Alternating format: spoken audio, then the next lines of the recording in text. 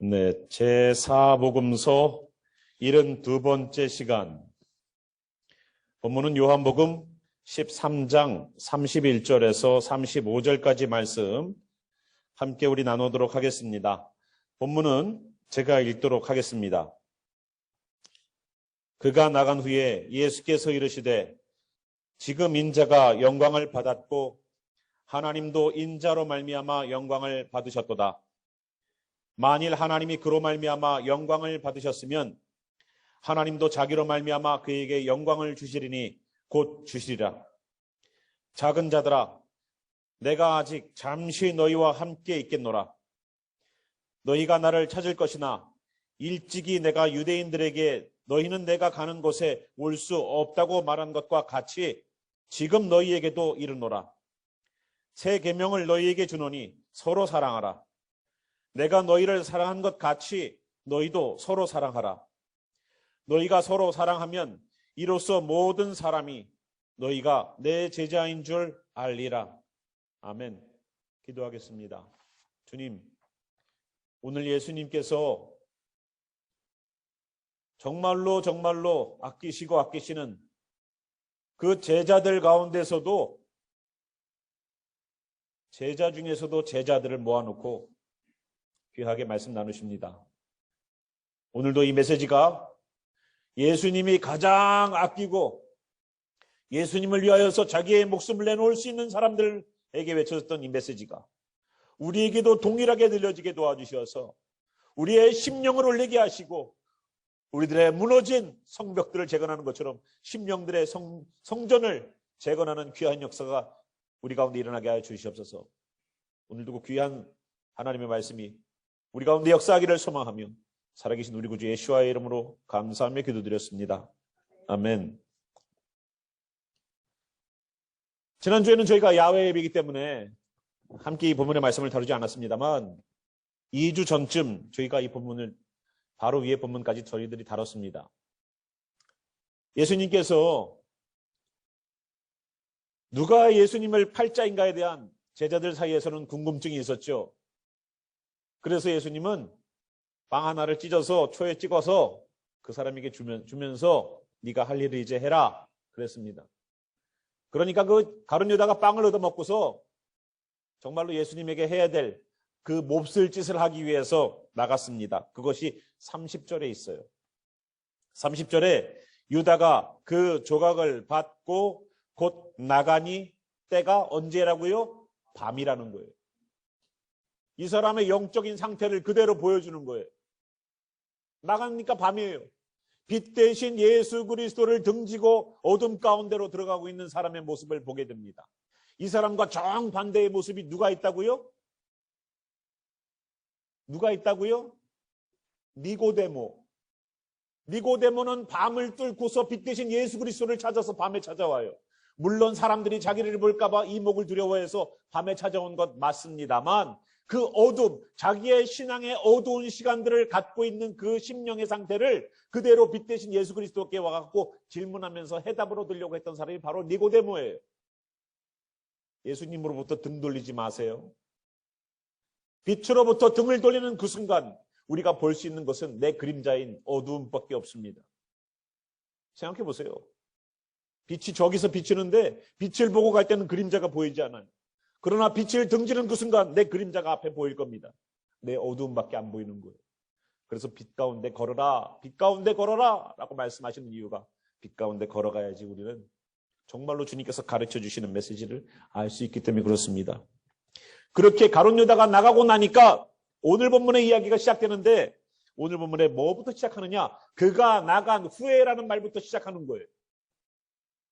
예수님은 여태까지 이런 귀한 얘기 34절에 보면은 새 계명을 너희에게 준다라는 아주 중요한 메시지를 예수님을 위하여서 이제는 목숨을 내놓을 12제자 가운데 11명이 남았을 때야지만 그 귀한 메시지를 선포하셨어요. 이 새 계명은 아무나 받을 수 있는 메시지가 아니었었어요. 이 새 계명을 받고 이 새 계명을 가지고 살 수 있는 유일한 사람은 예수님을 위하여서 자기의 목숨을 내놓을 수 있는 사람들만 받을 수 있었어요. 정말로 예수님이 가르쳐주고 싶은 메시지였습니까? 정말로 새로운 공동체는 새로운 가치관으로 살아야 되는 공동체니까. 지금까지는 내 인생 내가 마음껏 즐기고 살았지만 결혼하는 그 순간부터 내 인생의 가치관과 방향은 다 옆에 있는 사람에 의해서 바뀌기 시작해요. 예전에는 치약을 중간에 쭉쭉 싸서 쓰던 사람이 와이프를 만나거나 남편을 만나면 어때요? 밑에서부터 올리고 안 쓰면 그것 때문에 싸워. 아니에요? 양말을 휙휙 벗어 던졌던 사람이 어느 순간 양말통에서 뒤집어져 있는 양말을 보고서 잔소리를 듣기 시작하면서부터 양말을 똑바로 펴갖고 잘 놔야지, 그래도 빨래라도 해주는구나 라고 해서 조심하게 되죠. 지금까지는 내 가치관으로 살았던 세상 속에서는 내 맘대로 해도 돼. 그러나 예수님을 만나고 나서는 그 가치관이 예수님의 기준과 가치관으로 바뀌지 않으면 예수님의 공동체에 함께 있을 수가 없다는 거예요. 그래서 새로운 공동체를 위하여서는 주시는 새로운 메시지는 새 계명이라는 겁니다. 누가 나가니까? 새로운 공동체의 일원으로 있을 수가 없는 그 가룟 유다가 나가고 나니까 그때부터는 새로운 메시지가 들어오기 시작하는 거예요. 우리 가운데 있는 죄악을 끊어내는 그 순간부터 하나님의 말씀이 새롭게 들려지기 시작하는 거예요. 여태까지는 성경에 쓰여져 있던 이야기였죠. 그러나 어느 순간부터 내가 내 죄의 부분을 끊어낸 다음부터, 내 가운데 있는 어둠이라는 것을 몰아낸 다음부터는 뭐가 들리기 시작해요? 말씀이 들리기 시작하는 거예요. 그때부터. 그래서 사단은 우리들에게 뭘 장악하려고 하느냐? 우리들의 마음과 생각을 장악하려고 그래요. 그래서 주님께 온전히 예배에 집중하지 못하도록 계속 마음 가운데는 마음속에, 생각 속에 다른 잡다한 것들을 계속 집어넣고 있습니다. 가스불 끄고 왔나부터 시작해서 문을 잠그고 왔나부터 시작해서 여기 차에 차를 내가 락을 하고 왔나 안 하고 왔나 그것까지. 어떤 분은 주머니에 넣고서 누르고 있을지 몰라 또 그러면. 계속 우리들의 마음과 생각을 장악하기 위해서 사단은 계속 들어와요. 걱정과 염려와 근심과 모든 것들을 동원해서 어떻게 하면 하나님의 말씀에 집중하지 못할까? 어떻게 하면 새로운 공동체의 그 일원으로 서지 못하게 할까? 그래서 예수님의 떡을 받아 먹는 그 이후에 가룟 유다는 어떻게 됐다고요? 27절 지난주 겁니다. 떡 조각을 받았습니다. 곧 받은 후 곧 사탄이 그 속에 들어갔다는 거예요. 그리고서 예수님을 팔 계획을 진행합니다. 주님은 마지막 사랑을 보여주셨어요. 그 빵 한 덩어리를 찢으시는 것은 빵을 먹으라는 얘기가 아니라 이것은 내 몸을 대표하는 겁니다. 하나의 덩어리인 예수의 몸을 찢어서 갈기갈기 찢어서 제자들의 배를 채워줬던 것처럼 예수님의 살을, 예수님의 찢기신 그 십자가 지심의 살은 우리로 하여금 다시 살아나게 하는 양식이 되는 거예요. 그래서 크리스천은 성경의 말씀을 다 몰라도 예수님이 나를 위해서 구원하셨다는 그 메시지 하나만 붙잡고도 살아날 수 있는 사람이 바로 하나님의 사람들입니다. 왜? 그 떡과 그 피를 먹고 마시니까. 이 사람들에게 왜 예수님께서 빵 한 조각과 포도주를 통해서 예수님의 살과 예수님의 피를 기념하라고 그랬을까요? 이 사람들, 우리 생각해 보십시오. 하루에 우리는 밥을 3끼 먹죠. 잘 드시는 분들은 하루에 5개씩 드신답니다. 어떤 분들은 그렇게 많이 나눠서 드셔도 어쨌거나 우리는 뭘 먹어요. 근데 이 사람들의 주식이 뭡니까? 빵과 포도주예요. 그럼 어떻게 돼요? 먹을 때마다 예수님이 기억난다는 거예요. 먹을 때마다. 음식을 먹을 때마다 하루에 최소한 3번은 기억나. 누가? 예수님이. 빵을 찢으면서 그럴까요? 예수님이 옛날에 자기 몸이라고 찢어서 주셨는데. 밥을 먹을 때마다 예수님이 나를 위해서 이렇게 찢으셨던 빵인데. 포도주를 마실 때마다 이건 예수님의 피인데. 기억 안 할래야 안 할 수 없게끔 우리 아예 그냥 우리에다가 그냥 적어버렸어요. 이스라엘 백성들이 할례를 어디다 갑니까? 여러분 하루에 수백 몇 번 누러가요, 남자분. 하루에 수백 몇 번 누러갈까? 그때마다 나는 하나님의 백성이야라는 것을 인지하는 거예요. 나는 하나님의 사람이야, 하나님의 사람이야. 그냥 소면만 보고 오는 게 아니야. 나는 하나님의 사람이다. 어릴 적부터 그냥 아예 그냥 인지시켜놓은 거에다가 너도 하나님의 사람이야. 넌 하나님의 사람이야. 하나님이 너를 책임지는 사람이야. 라는 것을 우리의 삶에 아예 녹여놨다는 거예요. 하나님은. 뗄래야 뗄 수 없게. 우리는 가끔 생각나면 기도하고 가끔 이렇게 문제가 있으면 무릎 꿇고 이런 게 아니란 말이에요. 아예 삶과 신앙은 뗄래야 뗄 수가 없는 거예요. 그것이 새로운 공동체예요. 새로운 공동체. 죄악을 끊어내고 가룟 유다가 나간 다음부터 그 나간 후에 예수님께서는 말씀하신다고 31절에 얘기하고 있어요. 그가 나간 후에 예수께서 이르십니다. 지금 인자가 영광을 받았다는 거예요. 하나님도 인자로 말미암아 영광을 받으셨다는 겁니다. 아니 가룟 유다가 나갔는데 무슨 영광을 받아요? 그런데 예수님은 그 말씀하셨어요.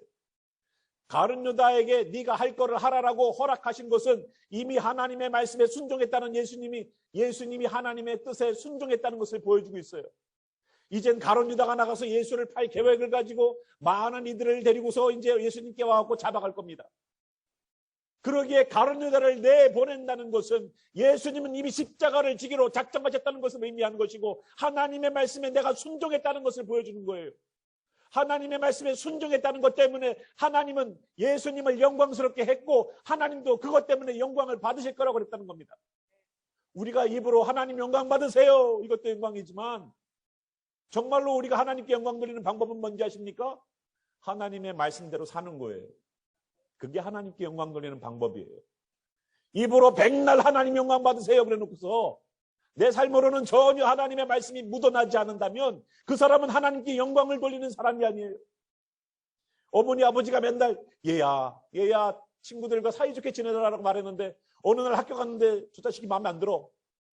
가서 한 대 푹 쥐어박았어. 집에 오니까 엄마가 뭐라 그래요? 그래도 맞고 오는 것보다 낫단다. 이렇게 가르치겠어요? 야, 너 왜 때렸냐 친구를. 마음에 안 들으세요 엄마. 여러분, 부모님의 영광을 드러내는 걸까요?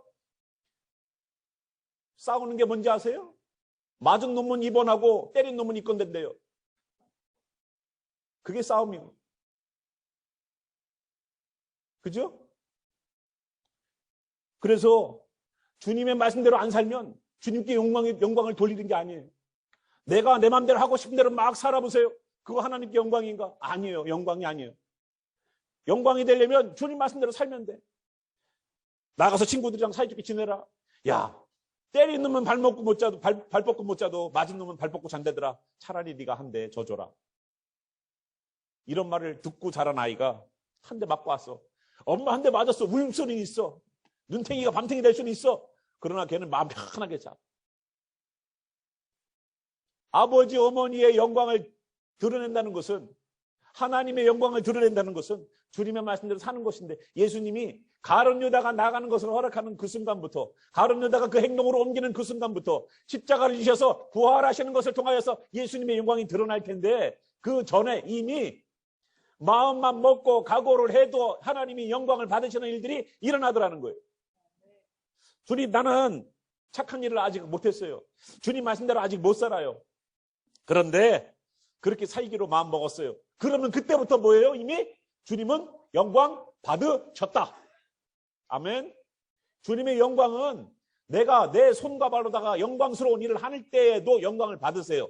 그래서 여기 보면은 32절에 보니까 만일 하나님이 그로 말미암아 영광을 받으셨으면 하나님도 자기로 말미암아 그에게 영광을 주시리니 곧 주시리라. 이거는 미래형이에요. 예수님은 31절에 영광을 받았다라고 말하는데 예수님이 또다시 말하는 것은 영광을 받겠다, 주리라 하십니까? 어떻게 돼요? 주시리니 곧 주시리라. 이건 미래형이에요. 영광을 두 번 받는 거예요. 그러니까 진짜 영광을 받는 것은 나중의 일이지만 그 전에 이미 영광을 받았다는 얘기예요. 그래서 여기 있는 것처럼 예수님과 하나님이 영광을 받으시는 일은 내가 말씀에 순종하기로 마음만 먹어도 영광 받으신다는 거예요. 얼마나 좋아요. 순종하기로 마음만 먹어도 영광 받으시는데 근데 마음으로 다고만 한다고 해서 끝나면 여기 장차 올 주시리니 곧 주시리라 이거는 못 받겠죠. 주시리니 곧 주시리라 이거는 못 받단 말이에요. 그러니까 열매를 맺으세요. 열매를. 예. 누가 이거 이렇게 하면은 내가 보상으로 못 줄게. 그거를 해야지 주지. 안 하면은 주겠어요? 내가 무언가를 주님께 순종한다는 마음의 태도를 가지고 나아가면 주께서 그것을 영광을 받으시고 또 그 현장에서 내가 그 말씀대로 지켜 행하고 가면 주께서 그 영광스러운 일들을 우리들에게 더하신다는 얘기가 바로 예수님과 하나님과의 관계 속에서 나오는 얘기 아니겠습니까?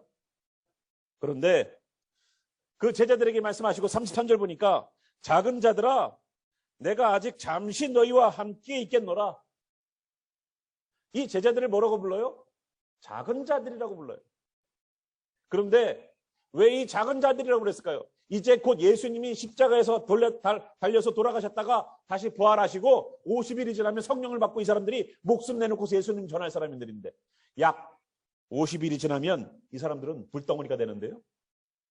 폭탄이 돼버리는데. 그런데 여기는 작은 자들이라고 불렀어요. 새로운 공동체에서 새로 태어났다는 뜻이에요. 새 계명을 주는 새로운 공동체에서 새로 태어난 아직 아이 같은 아이. 작은 자들이여. 아직 너희는 작아. 아직 너희는 아이 같아. 그렇지만 언제? 성령을 받게 되면 아무도 감당할 수 없는 아주 강한 신앙을 갖게 된다는 거예요. 내가 아직 잠시 너희와 함께 있겠노라. 이 잠시라는 시간이 40일이겠죠. 그죠? 지금이 오순절, 초실절, 그러니까 부활절부터 오순절 그 사이에 50일 기간 가운데에 지금이 딱 그 시기죠. 요번에 보니까 그 오순절, 샤봇이라고 말하는 오순절이 6월 4일 토요일 저녁부터 되더라고요. 그러니까 예수님의 40일 동안 부활 이후에 공생애를 하시는 그 기간 동안 이 지금이에요. 지금 이 시간 예수님 뭐 하셨다고요? 지금 이 시간. 만약에 지금 예수님이 사역을 하시는 시간이다. 진짜 기간은 그 기간이니까. 의심하는 도마에게 나타나셔서 확신을 주셨어요. 그리고 이 시간 여러분들 혹시 나는 하나님이 있는지 없는지 모르겠습니다. 의심해 보세요. 그런데 손을 예수님 옆구리에다가 집어넣는 것처럼 예수님의 경험이 있기를 소망합니다. 이 시간 진짜 여러분 경험이 있길 바라요. 또 엠마오로 가는 제자들 사명 소명 다 내다버리고 자기 고향으로 가겠다라고 했던 엠마오로 가는 두 제자에게 뭐라고 그랬어요? 예수님 나타나셔서 뭐를 풀어주셨습니까? 국수를 풀어주셨어요? 구약의 말씀을 풀어주셨죠. 그러니까 제자들이 뭐라고 그래요? 말씀을 풀어주실 때 우리의 마음이 뜨겁지 아니하더냐? 말씀 뜨겁게 받고서 다시 자기의 사명의 자리로 예루살렘으로 다시 들어가요. 베드로와 함께 물고기 잡으러 갔던 다른 제자들 6명. 지만 가면 되지 꼭 데리고 갔고. 꼭 그냥 자기만 그냥 신앙에 실패하면 되지 꼭 누굴 또 수석거려 나가고 같이 교회 못 나오게 하죠. 그죠? 예수님 거기까지 찾아가셨죠? 베드로에게 얘기합니다. 네가 나를 사랑하느냐? 그래서 모닥불 앞에서 3번이나 실패했던 베드로를 모닥불 피워놓는 현장에서 3번이나 네가 사랑하느냐라는 물어보셔서 그의 완전한 실패를 완전한 성공으로 회복시켜 주시는 분이 바로 이 40일 기간 가운데 있었어요. 예수님이 살아나심을 보이시고 예수님께서 살아난다는 약속을 이루셨던 분이 바로 이 40일 기간 가운데 있었습니다. 베드로가 예수님을 처음 경험했을 때 물고기를 잡아서 수도 없는 물고기를 잡아오는 것처럼 이번에 물고기를 잡으라는 그 예수님의 명령에 근무를 내렸더니 153마리가 잡히더라. 그래서 모나미 볼펜에는 153이 써 있었던 겁니다. 처음 들으시는 분?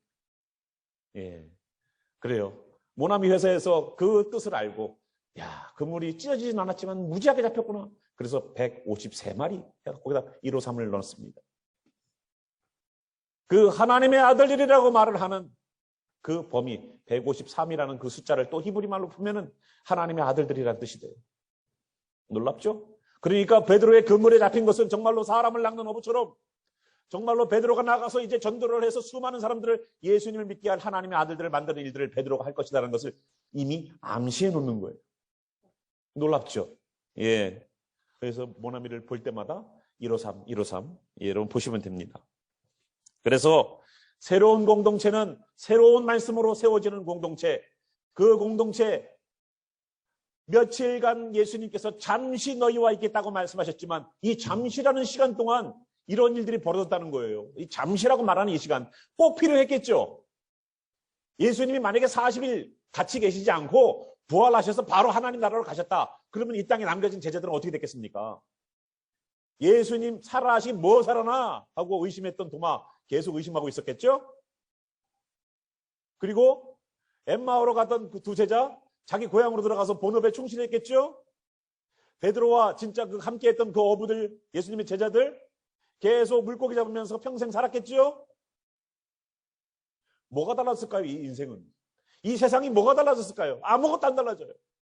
그 예수님의 40일, 여기 말한 것처럼 작은 자들아 내가 아직 잠시 너희와 함께 했겠다는 이 잠시의 시간이 우리들에게는 꼭 필요한 시간이었었어요. 예수님이 잠깐만 우리에게 머물렀다 가도 우리에게는 정말로 잠시의 시간이 필요한 거예요.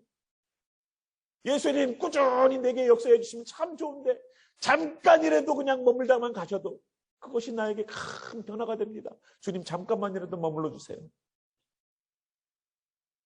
주님 우리 성도들에게 이 지역에 있는 많은 사람들에게 잠시라도 주님 모자라 끝이라도 보여주세요. 우리는 이렇게 기도해야 돼요.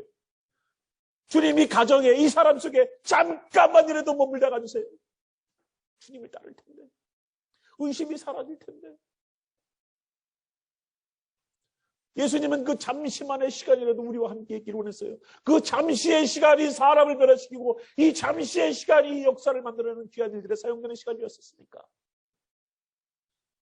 나는 잘 교회를 안 가는데 괜찮아. 잠시라도 주님이 멈추면 잠시라도 그 사람과 함께 주님께서 계셨다면 그 사람은 변화되기 시작해요. 새로운 공동체의 기적 같은 일들은 잠시 잠깐 이루어져도 이루어진다는 것을 여러분 보시기 바랍니다. 그래서 34절에 보니까 새 계명을 주신대요. 새 계명을 너희에게 주노니 서로 사랑하라. 어떻게 사랑하라고요? 첫 번째, 내가 너희를 사랑한 것 같이. 두 번째, 너희도 서로 사랑하라. 이게 사랑의 계명이에요. 새 계명, 새로운 공동체, 이 교회라는 공동체가 이스라엘 백성들이 만들어 놓은 회당과 다른 게 뭐냐? 회당과 교회가 다른 게 뭐냐? 옛날에는요, 교회도 교회당이라고 불러요. 그죠? 어디 가요? 교회당 갑니다. 근데 그건 교회와 회당이 합성어예요. 회당이라는 것은 어떤 기능을 합니까? 이스라엘 백성들이 포로로 잡혀갔을 때에 성전은 다 바벨론에 의해서 무너졌을 때에 그들이 하나님을 사랑하고 하나님의 말씀을 지키고자 하나님의 말씀을 자녀들에게 대대손손 가르치기 위해서 만들어 놓은 교육기관이 회당이에요. 그래서 저희가 살고 있는 이 애틀란타 지역에도 회당들이 굉장히 많이 있고 여기 제가 알기로는 유대인들이 한 7만 명 정도 살고 있다라는 얘기를 합니다. 많죠? 저희가 살고 있는 지역에도 회당이 한 3개, 4개가 있어요.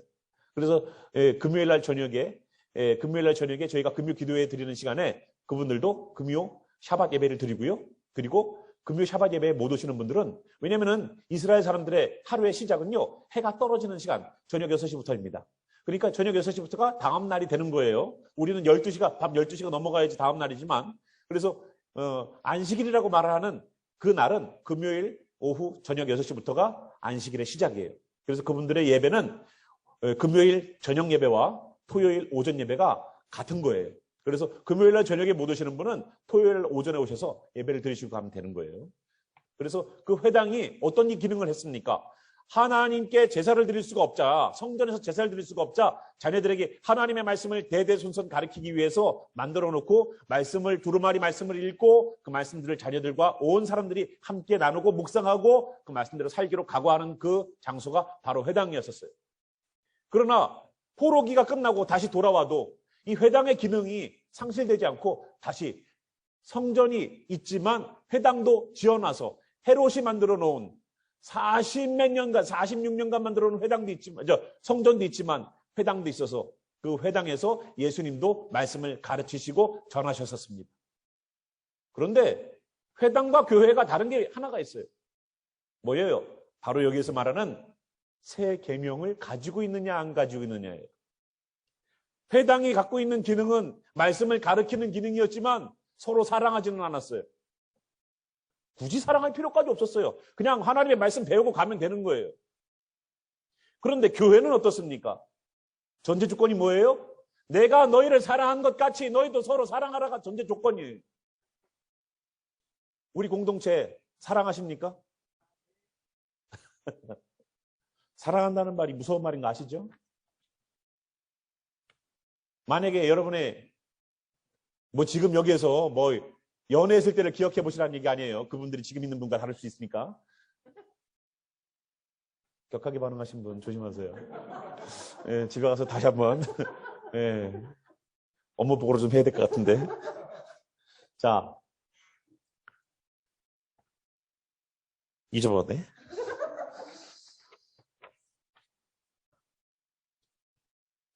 진짜 잊어버렸어요? 예. 서로 사랑하라는 것이죠. 예수님이 말씀하신 것처럼 내가 너희를 사랑한 것 같이 서로 사랑하라는 것이죠. 전제 조건은. 사랑이 먼저 전제 조건이 돼야 돼요. 예수님과. 이 예수님과의 사랑이 전제 조건이 되지 않으면 이웃과 이웃 사랑이 될 수 없습니다. 하나님과 나와의 사랑의 관계가 형성되지 않고서 내가 이웃 사랑만 하는 것은 그냥 구제예요. 그냥 구제예요. 불쌍한 사람을 보면은 아우 참 저 사람 안타깝다. 도와줘야지. 가서 뭐라도 드세요 하고 주머니 뭐라도 손에다가 쥐어주는 것. 그럴 수도 있어요. 사람은 다 사람마다 양심이 있고 사람마다 사랑하는 마음이 다 있어요. 이 동물과 사람의 가장 디퍼런트한 게 뭐냐면은 사랑을 전제 조건으로 결혼을 한다는 거예요. 짐승은 어때요? 사랑이 없어도 시즌이 되면 짝짓기해요 그냥. 근데 사람은 보이지 않는 사랑을 근거로 해서 가정을 꾸미고 사람을 만나죠. 참 놀랍죠? 보이지 않는 것에 인생을 걸어요. 저 남자가 내가 너 사랑한다는 그 말에 인생을 여자들이 다 걸지요. 물 안 묻혀주겠다, 손에 물 안 묻혀주겠다 하니까 장갑 사주죠. 대단하죠? 요즘 남자들도 머리가 얼마나 들어가는지 몰라. 살려고. 예수님과 우리와의 관계가 사랑의 관계가 아니면 우리가 베푸는 모든 사랑의 행동은 다 그냥 구제이고 선한 행동일 뿐이에요. 그러나 그것은 교회가 아니에요. 그것은 구제사업하는 봉사단체지.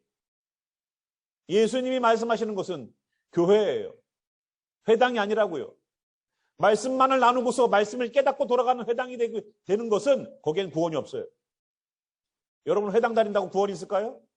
거기에 예수님이 없는데? 거기에 사랑이 없는데? 교회가 교회당이 되지 않기를 저는 바랍니다. 교회와 회당이 블렌딩 돼갖고 야시무리하게 해가지고 교회도 아닌 것이 회당도 아닌 것이 비스무리한데 교회당이 되지 않길 바라요. 교회가 되세요. 예수님이 우리를 위하여서 십자가 지셔서 예수님의 하나님의 사랑을 보여주실 뿐만 아니라 우리를 얼마나 사랑하는지를 보여주신 그 사랑이 넘치는 것처럼 우리가 우리 이웃을, 우리 공동체를 사랑하는 거예요. 우리는 우리 형제자매들을 사랑한다라고 말은 하죠. 여러분 여기 있는 누군가가 돈을 빌려달라면 돈 빌려줄 수 있겠어요? 누군가가 문제가 생겼을 때 그를 위하여서 눈물 콧물 흘리면서 기도해 줄 수 있어요? 내 콩팥은 못 떼줘도 내 심장 하나는 떼어줄 수 있을 만큼 정말로 내 심령이 자작고 있는 뜨거운 심령만큼은 떼어서 나눠줄 수 있을 만큼 기도할 수 있습니까? 옆에 배우자한테도 여러분 뭐 하나 떼어달라고 그러면 떼어주겠어요?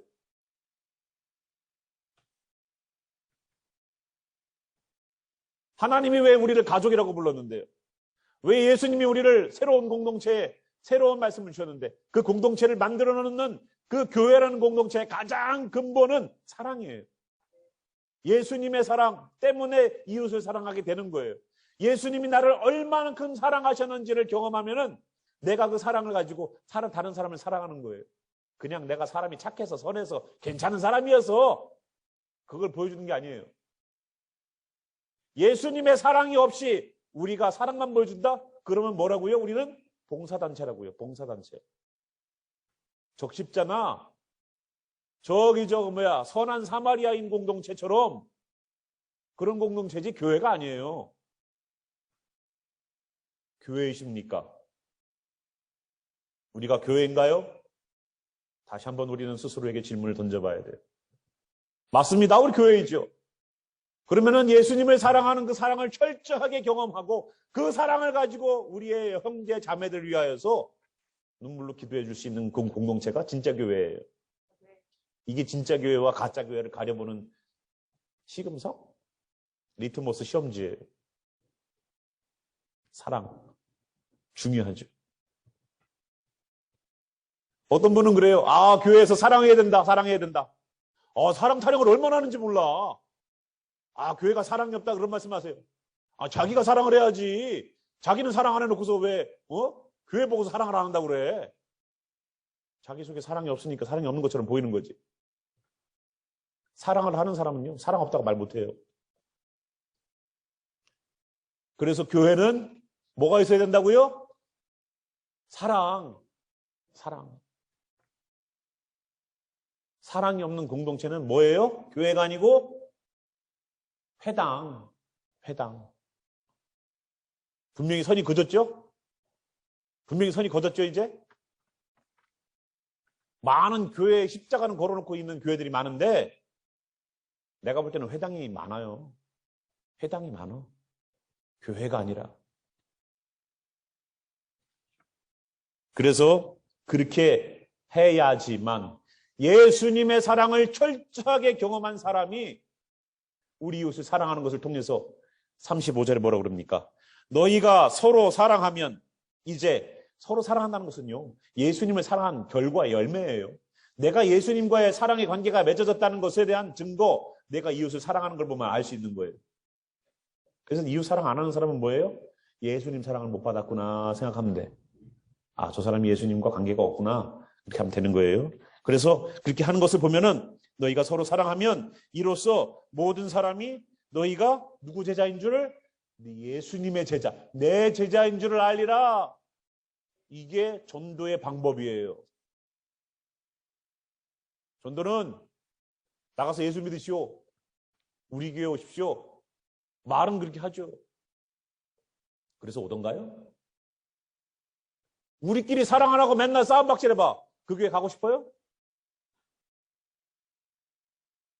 부부가 싸우지요. 그 집에 신방도 가기 싫어요, 저는. 그래서 안 부르는 거예요? 그건 아니지만. 자, 새 공동체는 새로운 계명으로 만들어지는 공동체. 운영되는 그 조직을 운영하는 방식이 달라요. 사랑의 공동체. 사랑으로 시작해서 사랑으로 나가는 거예요. 사랑을 받아서 사랑을 전하는 공동체. 그래야지 저기 저 사람들이 예수님의 공동체구나, 교회구나 하고 알게 되는 거예요. 앞으로 여러분들 주변에 계신 분들이 회당을 다니시는 분인지 교회를 다니시는 분인지 점검해 보시고 교회 나오세요. 그래요. 제발. 교회와 회당에 대한 선이 분명히 여러분들 배우셨죠? 오늘 그래서 예수님의 순종이, 말씀에 대한 순종이 결과적으로 새로운 공동체를 만들어내는 귀한 일들의 시작이었다는 것을 우리는 봤습니다. 그래서 우리 성도 모두가 다 예수님께서 우리를 얼마나 사랑하셨는지를 다시 한번 경험한 그 경험을 가지고, 그 사랑을 가지고 우리 형제 자매들을 정말로 눈물로 기도해줘서 그들의 문제와 그들의 아픔 속에 예수님께서 함께하여 주시기를 소망하는 마음으로 진심으로 기도하는 귀한 사랑의 공동체가 되기를 주님의 이름으로 축원합니다. 우리 찬양 가운데에 함께 일어나셔서 주여, 내가 주님 안에서 사랑을 누리게 하시고 또한 이 사랑 받은 걸 가지고 나누게 하소서. 함께 우리 기도하겠습니다.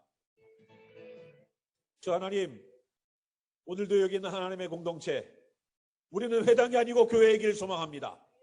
주님, 예수님의 피로 우리를 사셔서 그 하나님의 사랑을 몸소 보이셨던 예수님의 그 사랑을 가지고 우리 형제와 자매들의 죄의 문제에 인볼브되어 있습니까? 그거를 끊기 위하여 기도하는 공동체 되게 하시고, 오늘도 형제와 자매가 어두움 가운데 드리워져 있습니까? 그들을 빼내기 위한 몸부림이 우리들에게 기도 가운데 있게 하여 주시사 이 공동체가 예수님이 우리를 사랑하셨던 것처럼 서로 사랑하는 공동체 되게 도와주시옵소서. 없어서 내 것을 나눠줄 수도 있는 공동체, 어려움을 보고서 지나치는 공동체가 아니라 함께 그들의 어려움에 동참하는 공동체, 그리하여 그 형제와 자매가 온전히 주님을 섬기고 따를 수 있는 자리로 나오게 만드는 그 귀한 사역이 이 공동체 가운데에서 일어나게 해주시사 우리가 다시 교회로서 온전한 기능을 다시 실행할 수 있도록 역사해 주시옵소서. 혹시라도 주님의 사랑을 잊어버린 채 회당처럼 다니고 싶던 성도들이 있습니까? 다시 교회로 불러주시옵소서. 그리하여서 다시 주님을 만나는 귀한 감격 가운데에 그 사랑과 은혜에 감사해서 그 사랑을 나눠지게 하여 주시옵소서. 그리하면 우리를 통하여 우리가 예수님의 제자인 줄을 세상이 알아볼 겁니다. 주여, 이 공동체가 그 귀한 사역 이루어가는 귀한 교회가 되기를 소망하오니 주님 역사하여 주시옵소서. 다시 교회가 되기를 소망하는 이들 속에 하나님의 은혜가, 예수님의 사랑이, 성령님의 내주하심이 지금부터 교회라는 공동체 속에서 예수님의 사랑을 들고 현장에서 나눠지기를 소망하는 이 성도들 심령 속에 지금부터 영원히 함께 계시기를 나사렛 예수와의 이름으로 축원하며 기도합니다. 아멘.